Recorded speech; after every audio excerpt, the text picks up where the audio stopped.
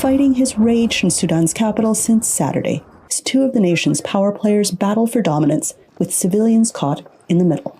The top U.S. diplomat said he delivered a message to the heads of the Sudanese armed forces and the paramilitary rapid support forces. This morning, I made calls to Generals Burhan and Hamedi, urging them to agree to a 24-hour ceasefire, to allow Sudanese to safely reunite with their families, and to obtain desperately needed relief supplies. General Abdel Fattah Burhan joined forces with General Mohammed Hamdan Dagalo, better known as Hamedi, to mount a 2021 coup.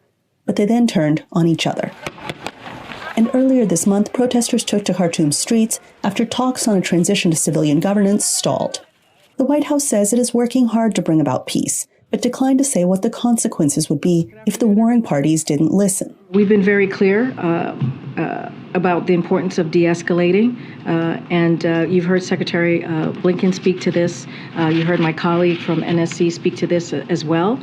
And so I'm just not going to go beyond to what they have said. U.S. lawmakers familiar with the continent say the stakes are high. I have not given up hope that there is still a path towards an end to the violence, but we need to prepare for the very real possibility that Sudan is about to descend into all-out civil war.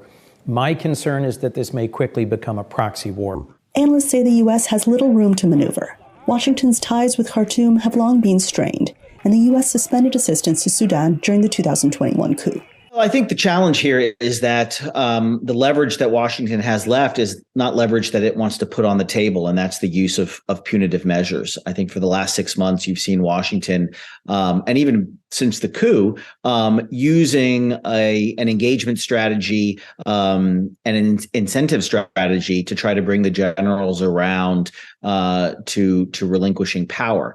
The problem is that in Sudan's history, these generals don't have a history of responding to incentives.